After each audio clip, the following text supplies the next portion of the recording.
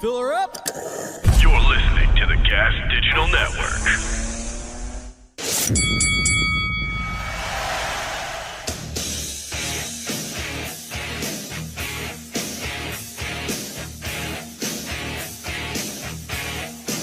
Ladies and gentlemen, your host for the House of Hardcore podcast, Tommy Dreamer.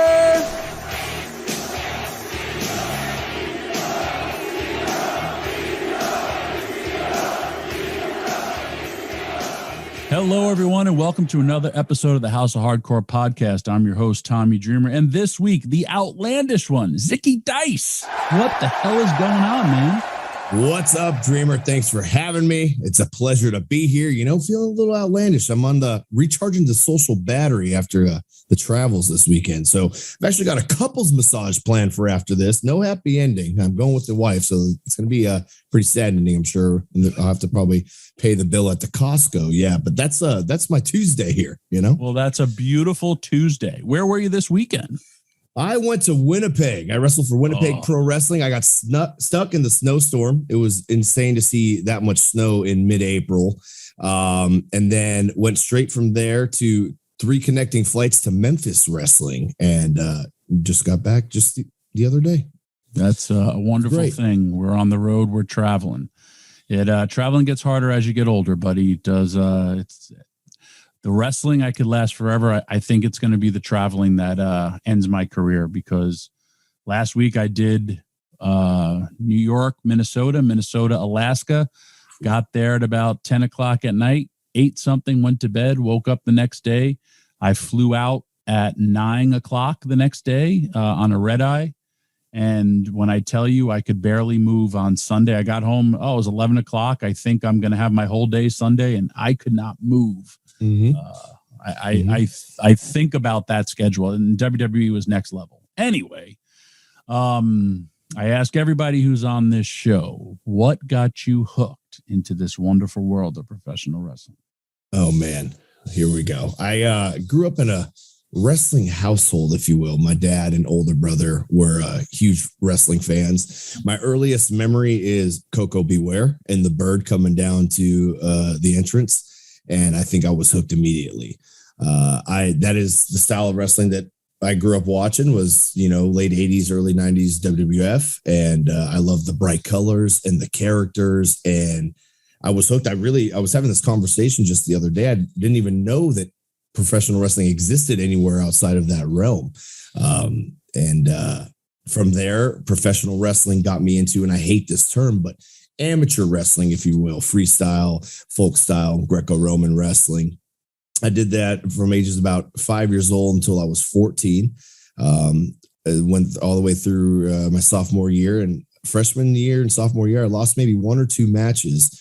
And then I had quit. My dad had passed away in a drunk driving car accident going into my sophomore year. So I quit after that because wrestling was our thing, and I just kind of hated everything there on out. So from there, I found punk rock and hardcore music and started a band. And I was like, hey, there's a lot of weird people like me. This is pretty cool. And from there, I played in a bunch of different bands going around. And then I played in this band called Heart to Heart. We were on Pure Noise Records. And in 2014, we did the whole Warped Tour. And I had met Seth Rollins through music. He was a fan, I wouldn't say of our band, but some of the bands that we toured with. I had seen him at a few shows. And there was one night we were in Nashville, and I was acting like a complete jerk off on stage. I was getting the crowd booing me in between songs, but they were singing along. The whole room was singing along. And the tour manager was like, hey, I got to talk to you guys after your set. He came and whispered mid-set, and I was like, all right. I was like, I'm pretty sure we're getting kicked off the tour. Because wrestling is very similar to music, right? If you're the opening band, you don't want to disrespect the headliners. That you know your spot in the green room, same type of deal. And I definitely thought we were getting kicked off. And he pulled me aside. He's like, listen, I know how much you love professional wrestling, because I stayed a fan my whole life. He's like, I know how agile you are. You have this oozing charisma. He's like, I think that you need to become a professional wrestler. So I text Seth Rollins at that moment. I said, hey, I want you to train me. And he says, ha, ha, ha, ha. Are you serious? And I said, I'm going to be better than you are one day. And he says, I'll see you May 1st. So I wrapped up that tour. I packed up everything and left. And I still feel that our band could have been a lot bigger, but not to sound douchey or anything, but that was my band. I was the dad of the band, and the guys got comfortable. You know, I was dealing with the booking agent, dealing with the management, booking the tours, ordering the merch, and everyone else was just plugging in and going on stage and doing the cool stuff. So that got kind of exhausting. I said, what would happen if I took all that energy and put it into myself? So I moved to the Midwest and in 2015, and I went to the Black and Brave Wrestling Academy, graduated out of the third class there, and stayed around the Midwest for 3 years. From there, I moved back to California, and wrestling in California is tough. I'll be honest with you. There's not as many options as there is in other spots of the country. And it got to the point where I was working more out of California than anywhere else. I remember specifically, I was working for Championship Wrestling from Hollywood, and the car ride down was 6 hours there, 6 hour back. We were making $20 a head. But we were getting some TV experience and learning how to work the cameras and everything. And we were all kind of tired on that drive. We're like, I don't know how much longer we can do this. And, it gets very exhausting. And that day I walked up and Billy Corgan saw me and offered me a job at NWA on the spot. So from there I went to NWA, won the television championship off of Ricky Starks. And COVID hit, didn't get a full title run. And then got contacted by Impact Wrestling, and here we are. Well, that kind of summed up all my questions in the shortest episode of the House of Hardcore podcast. No, there's so much to dive in. This business is tough, it's tough. Like, even when you stay with the travel, right? Like with the band, at least I was going to all these different cities with my friends, 5 or 6 of my best friends. There's days, Tommy, where I'm by myself, and it gets exhausting. I wish that I had you sitting next to the flight with me so we can go eat at this cool restaurant. I wish that we could do this, but it's tough.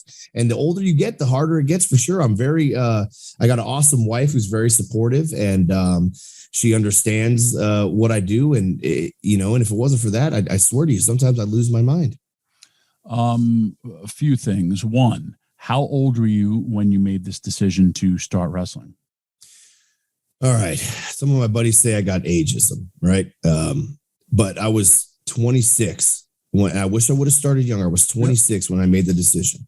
And I knew though, right? And I've seen a lot with all my travels, and especially these indies and the people that come through Black and Brave Wrestling Academy. Some of them want to pay the $3,500 to hang out with Seth Rollins. That's cool. Someone want to be the biggest star in a 40-mile radius. That's completely cool. But I knew if I was selling my car, doing everything I had to do to get there, that I was gonna make something of myself. In the band, hang on. Were you the lead singer, or were you music? I was the lead singer. Yes. Okay. All right. It is hard at 26, but I look at somebody like a DDP who started later in his career. The best part about it too, it was your passion that drove you. And if you really think about it though, from the time that you started, from the time where you get these breaks, it's not a long period of paying your dues, which is great. So that means you have something. I'm very thankful for the music route first, right? Because I knew how to deal with ordering merchandise. I knew how to talk to promoters. I say the best analogy I came up with is it's the same circus, different game. Step right up and win a prize. So I am thankful for that. And, there was moments where it didn't seem like we're like being right here, right now. I didn't think that would happen. Right. And what I try and tell people that pick my mind, the most disrespectful thing you can say to me, Tommy, is you're lucky. You're lucky where you're at. No, hell no, I'm not lucky. I missed birthday parties, weddings, funerals, lost friendships, girlfriends, you name it. I gave it all to be here right now. And it's not luck. It's putting in the hard work. And it's those that give up that will never see the benefits. If you think about, this analogy has been used a lot, but like Michael Jordan cut by his high school team, goes back.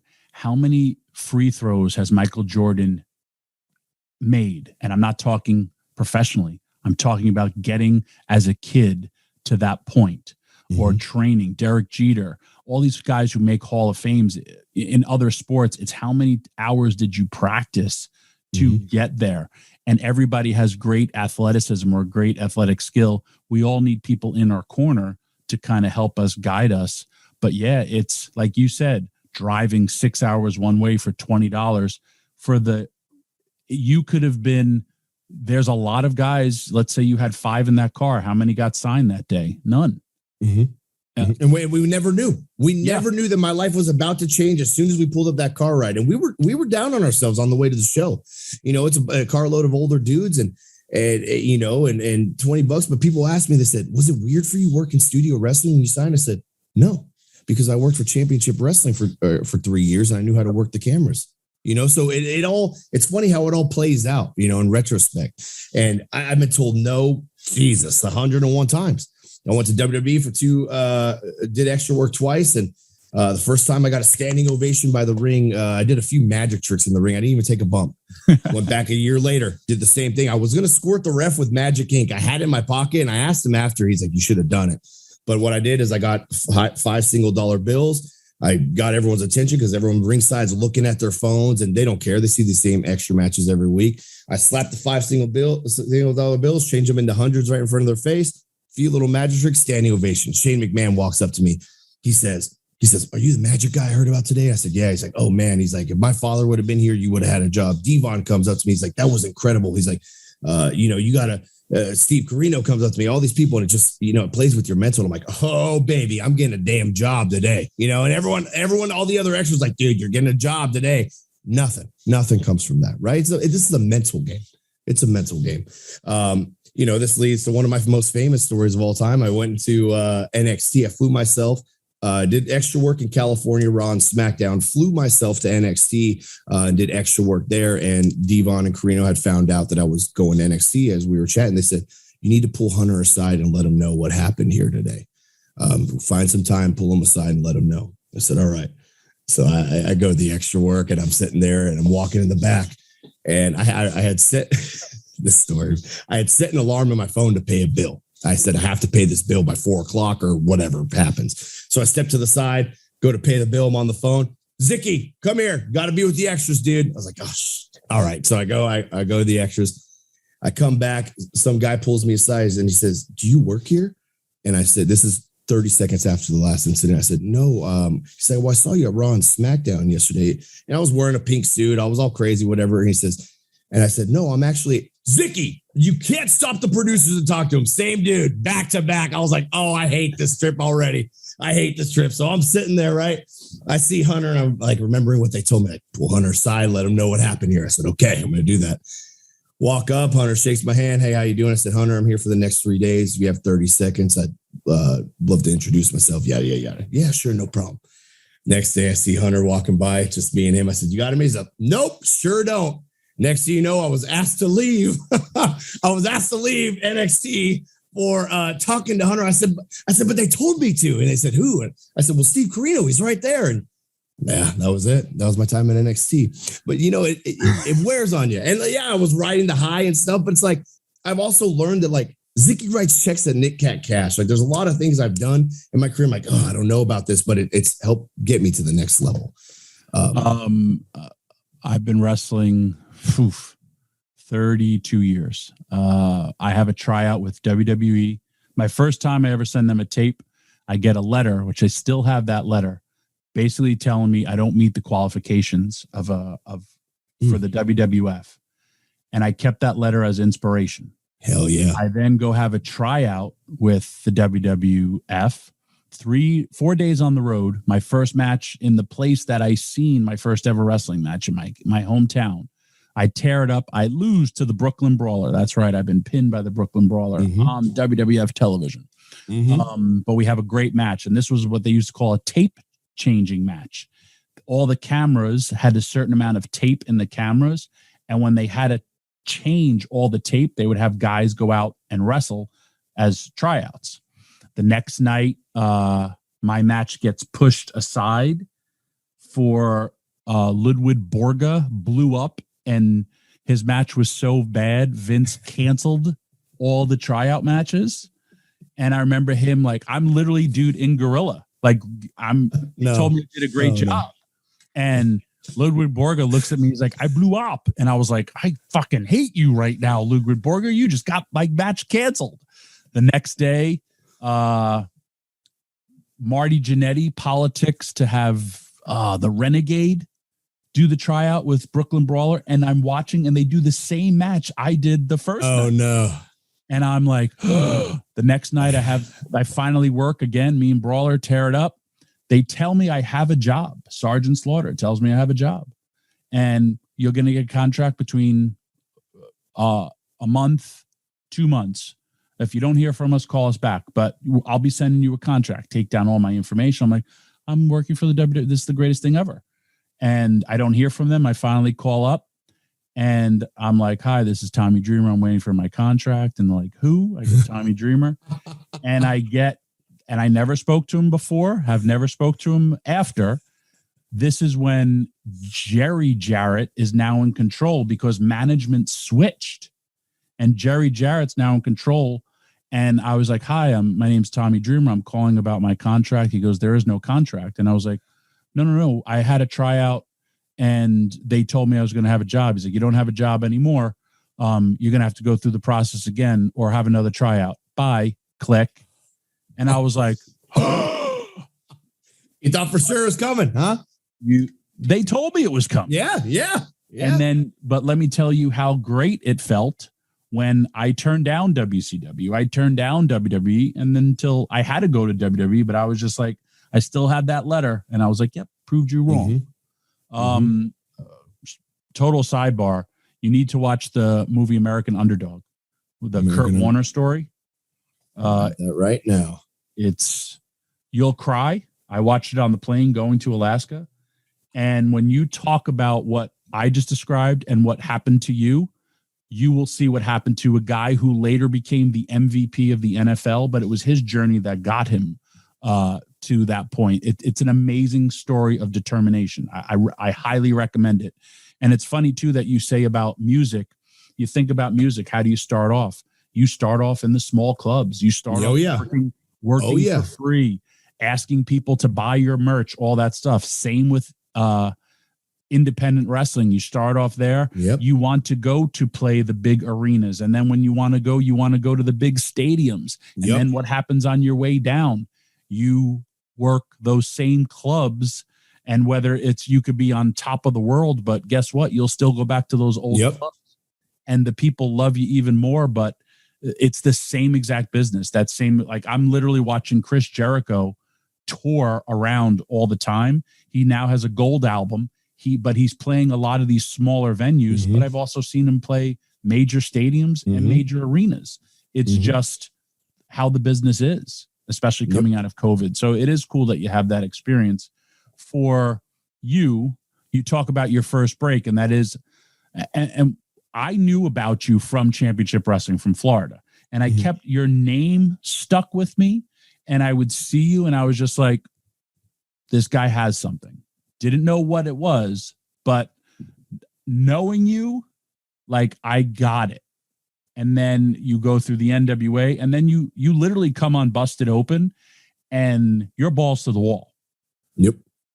I was like, man, this guy wants a job, because you came on Busted Open, and I'm not saying you hijacked the show, but like how I joke about it, you can talk, and you were there to promote yourself on a show that everybody in wrestling listens to. You were no longer signed with anybody. You're hustling out there. And then by chance, I work for Gallows down in Georgia, and you and I work together. Scott D'Amore's down there. I don't even know why Scott was down there. Yep. And you and I work, and I'm like, man, I know who he is, because I remember meeting you, and I was like, hey man, like I kind of felt like, even though I never met you, but like I knew you. And I was just like, we worked together. I was like, there's something with us, me and him. There's something about this guy. And right after that, you kind of got hired, which I didn't even know, because Scott's like, hey, we're going to put Zicky on the field. And I was like, Dice from Gallows show. But I mean, that's how it happens. And it happens, dude. Meatloaf. I'm so into people's journey. The Meatloaf was turned down. You don't have the right look. Nobody will listen to a song that's close to 4 minutes long. And then one company, here's this thing. They're a brand new company. And at the time, it becomes the #1 song of all time. Yeah. And makes this guy's, and everyone's like, you're the best. You're the greatest. He was always there.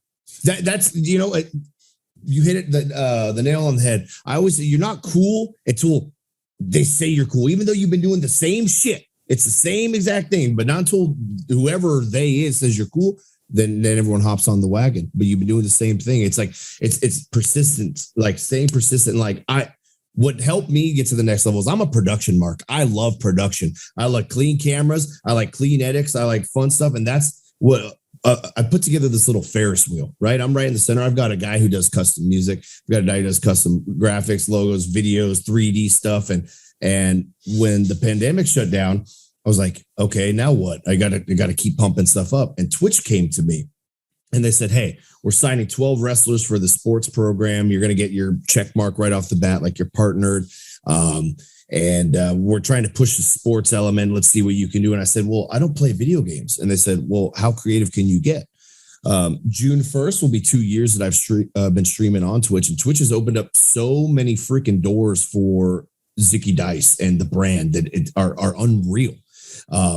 As some of you may have heard, I just threw Zicky Dice's Outlandish Paradise and then followed up with Dallas with Zicky Dice's Trouble in Paradise, which I threw with Twitch. Which I created. Like there's been wrestling on Twitch, but I kind of see the future and the fans want to interact. So I created wrestling for Twitch, where I give them that magician's choice, where I let them feel like they're more involved than any other normal show. And between both shows, we're just shy of 1 million views, which is super impressive. And now I have something, you know, of my own that I've created. And I got to take my hat off to the Purple platform, but Twitch, you know, it's just doing the little extra stuff. If anyone's listening, like, what can I do to get there? Spend a little bit of money, invest in yourself. I used to call a camera guy $300, come film and edit this promo. I'd be in the negative in my bank. And now that's not an issue because I invested it. It's paid itself back. Hey there, auto mechanics and super cool do-it-yourself guys who work on their own cars. I want to tell you about rockauto.com, the online store with every auto part at the best prices. This is your one-stop shop for everything auto parts. Rockauto.com has been in business for 20 years, and they make it easy to find parts that you need at the best possible prices. No more talking to counter guys who need to order your parts. They really aren't sure what you're looking for. They never have quite what you need. And then after all that hassle, they will still charge you storefront markups. At rockauto.com, you can easily find everything you need. And whether you're a mechanic, an auto shop, or working on your own car, everyone has access to the same incredible pricing at rockauto.com. So if you're a car guy, right now, go to rockauto.com and check out the parts available for your car.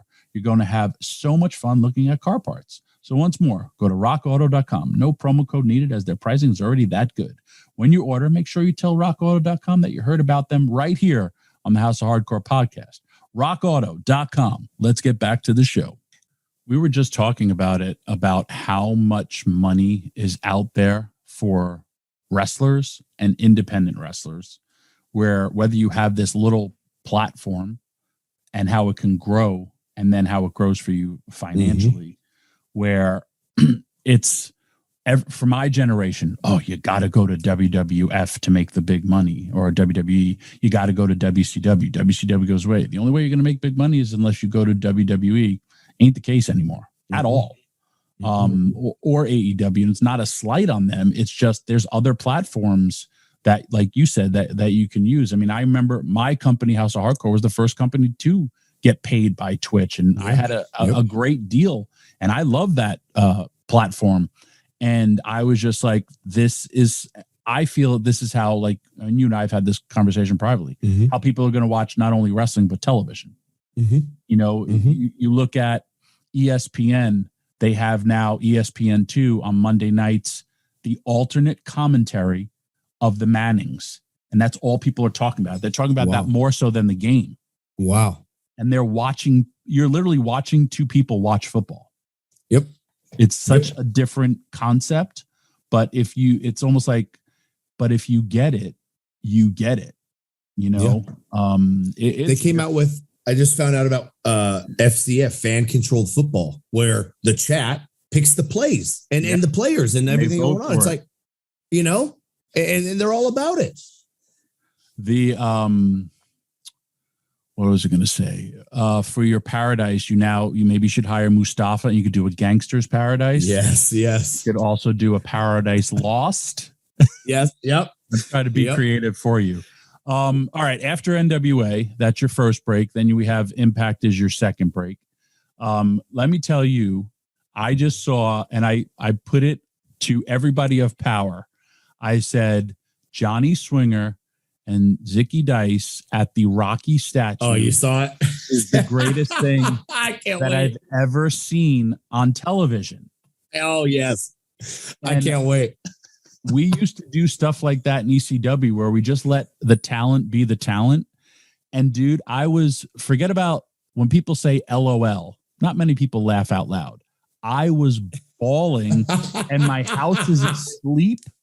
And I'm literally like trying not to belly laugh because it was so, again, outlandish. But when you go over that top entertaining, dude, it doesn't matter what you're talking about.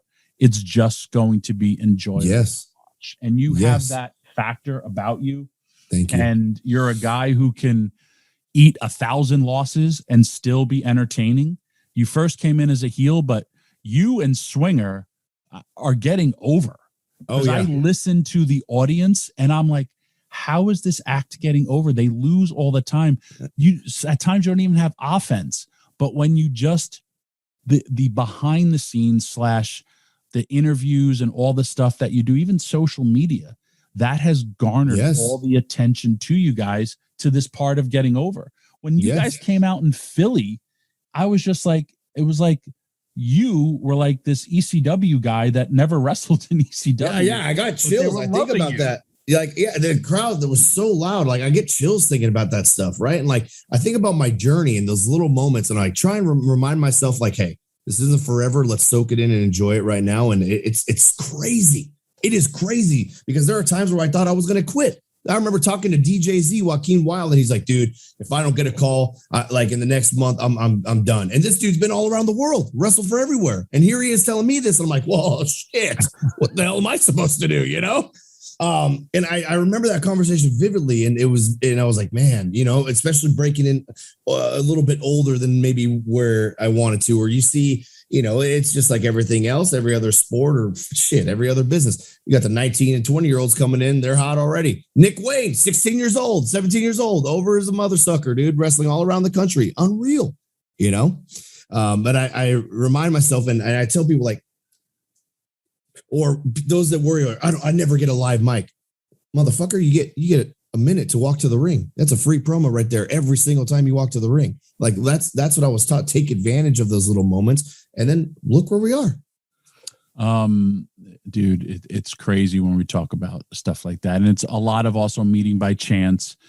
You could, when you and I went and worked, I was like, he's got something and I gelled well with this guy. So right then and there, you have my own personal stamp of approval. I got to ask you this. How come you don't use like your music or other tech? You're smart. How come you don't use that or talk about it for Impact for other things? Because there's longevity. Listen, I learned this because I had to through ECW. There was jobs out of necessity that I did not like. I used to design all the t-shirts. Mm-hmm. Why? Taz designed them. He left. We have nobody design t-shirts. All right, Dreamer will do it. Or even just like I'm traveling with Paul, we're booking shows together. Then, hey, you want to learn how to edit a television show? Sure. How come you haven't done that? I'll be honest with you. I'm still getting comfortable at work. I like to mingle within the groups. Not there's no cliques at Impact. Everyone's super cool, right? And I'm thankful for that. I talk to my friends at other places and I hear that it's not the same case. So I'm very thankful for that, but I'm still getting comfortable. There's a few things I want to pitch to Scott. I remember right before I signed, I was like, oh, hell yeah. Twitch is on, Impact's on Twitch on Thursdays. I'm going to ride and vibe off that. But right when I signed, that's when we went to YouTube now and it's over there. And so I'm thinking of the Impact Twitch still has so many followers. And there's no reason why you got myself, Speedball, Jessica Havoc, Rosemary, why we shouldn't be doing some kind of Impact Twitch, whatever, carrying over the program to there, whether it's a highlight show or whatever that may be. So that's my first idea. And I remember sending RD some of my promos I shot in my basement. So I have this green screen right here that you see behind me, my sit down station. If I could turn the whole camera, I have my whole room is a green screen floor and a green screen wall. I have lights mounted up, a TV for my chat. This is my creative zone, and it keeps my creative juices flowing. So I just don't want to overstep my boundaries. I hear you. But I have a lot to offer, and I just I'm wait also for the right time to offer music. it. I don't know who does our music, but if there's music to be had that has no rights. Oh yeah, you own the rights. You cut that deal. I remember when we were starting to look for announcers, because we're also talking longevity. I was just like, dude, there has not been a Bobby Heenan in a long time. And I was like, I think Zicky could do that. And I'm not talking about the one-liners. I'm talking about if, people call wrestling differently now. You gotta kind of call it like it's real. But if there's somebody who comes in and is a total gimmick while calling that, it's going to get over. I've seen it happen. And because you're going to be the only one different, like a Jesse the Body Ventura. Yep. If Jesse came on the scene today and was still Jesse, whoever that person was, would still get over, because Jesse was a gimmick, but also he was a really good commentator. So you have a lot of skills. Thank you. You got to, no matter what, shoot your shot. And I'm not, you just got to show you've proven your worth, but that's only going to go so far. Totally. You should always be like, I could do this, this, and this. Like for me, I know I could wrestle. I know I could write TVs. I know I could friggin' be an on-air character. I know I could do all these different things. That's kind of what you want. And I do see those qualities in you, because you're entertaining. The character is very, very entertaining across the board. Thank you. That's my drug, is entertainment, right? And it makes me, I've been through a lot. We'll have to do a part 2, but my whole life, it's I'm very proud to be here because of the things that I've been through. I could be doing something else that, and what I've learned also is there are so many jobs in wrestling, even though it's not in front of the camera and on the entranceway like you want, but there are so many jobs in this business. Like you said, we need graphics guys, we need music, or booking hotels, or having a wrestling school. There's so many opportunities. And I feel that people lose sight of that sometimes. There's one guy specific, I won't say any names, but he's training very hard to be a professional wrestler. I'm like, dude, this dude would be a freaking killer referee. And I've told him it once, and he took offense to it. I'm like, dude, what are you talking about? That's the job of a lifetime. You have the most important job in the match. Financially in WWE, they usually take care of all your travel too. Shit. Yeah. But yeah, this business isn't for everybody. And it will weed them out. But if you stick around long enough, you can work forever in it. And that's what I plan on doing. I need some way, somehow. So thank you for the kind words. Favorite moment so far for you? Oh man, there's 2. Ricky Starks and I, was very cool. Me and Ricky became very, very good friends after the Airbnb and wrestling a few times. Other than that, other favorite moment was Effie. I wrestled Effie in Louisiana. We were both paid to travel and be there. But if we rewind 9 years ago, I met Effie on the road before there was a Zicky and before there was an Effie. And we talked about these plans. And I just thought it was very cool. Fast forward a few years later that we're both being paid to fight each other out of state. And it's little stuff like that I really, I love memories. I keep anything fans give me. They are in here. I love all that stuff. And I think, leaving my mark on the world forever, how you're supposed to leave wrestling better than you found it. And I think I'm doing my fair share. So Detroit, Michigan was the first place I ever got flown to and paid to be there. Detroit. Isn't that the craziest feeling? Yeah. Where you're just like, I kick myself in the ass. Yeah, I kick myself in the ass. There's a few weeks back. It's 3 a.m. I'm looking at myself in the mirror. God damn it, I'm tired. I have to drive to the airport, park at the park and fly, get on the flight, do this, whatever. And I look and I said, shut up.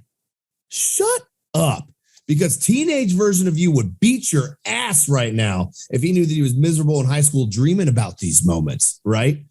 Dude, I had the same exact feeling. I'm driving to a mall on a Saturday and I'm going to wrestle in a mall.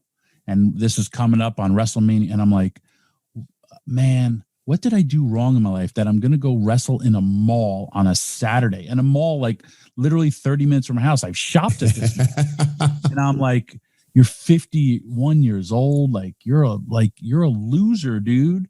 And then as soon as I got out there, my music hit and I see like close to 2,000 people. Oh yeah, baby. Hearing my name. Oh in yeah. A mall that I just walked around. I got back in my car and I was like, you are such an asshole. I got paid so much money.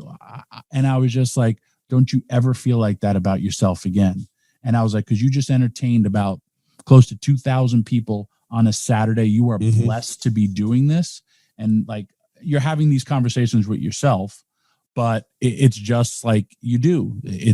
You're going to get down. But then when you realize literally what you do, it's like, wow. Like, and you also made a whole bunch of people in a mall happy that day because because I was a surprise and they never thought that they'd see me walk out. And then I was like, and then you think like, this is crap. I go, literally the first ever Nitro was at the Mall of America. It was at a friggin' mall. Same thing that you just did. And it was an amazing, amazing feeling. And you will get those wake up calls. The other thing I will tell you when you're always, because I've been doing this forever and you travel by yourself a lot. That's like when I like to see when I know somebody in a locker room because you get to hang out with them forever. Wait till you start doing things, or you probably do, to pop yourself because I do that all the time because I have no other audience but myself. I seriously I order a Subway sandwich all the time. It's my go-to. You can eat healthy. And I always say, can I have 4 tomatoes? And I throw up the 4 horsemen symbol. And whenever I do that, I go 4 tomatoes. And like what I would say, this poor person's probably looking at me saying, why is it? But never once has anyone shot back like a 4 horsemen sign at me. Yeah. I like wrestling too, or anything. But one day I know it's going to happen, but I do things just to pop myself. I get heat from my wife for my small talk, right? And I noticed where it comes from. It's these little trains are in between the airport or travel. I'm like, hey, I like your shoes, or hey, I like this. I'm like, I hate small talk. Why am I small talking? But it's like, what else? There's times where if I didn't say anything, Tommy, there'd be times where 9 hours I wouldn't say a single word. Just hop here. Yep, here's my ID. And it gets repetitive. I did see we don't have to wear masks on the airlines anymore, so I'm pretty excited about that this weekend. I am and I'm not. I don't like wearing the mask, but you can talk a lot of smack under the mask that people know that you're talking. Oh yeah, it's just the glasses for me on the plane, fogging up. So just a little breather. That's all I need. But I'm thankful for this all. I think about Rip Rogers' tweet. I saw him tweet the other day. Like, hey, in 30 years, you're going to look back at this time right now and realize that was your time of your life. And I agree. And life goes by so damn fast, and I think it's pretty badass that you've been doing this 30 plus years and still riding the wave. That's incredible. And I can only hope to do the same. It's very inspiring and motivating. Well, I am very, very grateful that I got to know you. I look forward to seeing you this weekend, as well as you coming on this show. How do we find you on social media? Because I want you to go get your double massage with your wife and enjoy your day. Yes, I'm so excited about that. I made it nice and simple for everybody at Zicky Dice on just about every piece of social media out there. Catch me live a few times a week at twitch.tv/Zicky Dice and come along. I'm giving you some free Zicky Dice stock right now, and I promise you it's going to be worth a whole lot more here soon. And I really want that t-shirt, extra large. I got you. Okay. I'll bring it this weekend. I'll throw it in. Badass shirt. I will represent it. Thank you again for being a guest this week. And I will see you this weekend. And that's it for this week's episode of the House of Hardcore Podcast.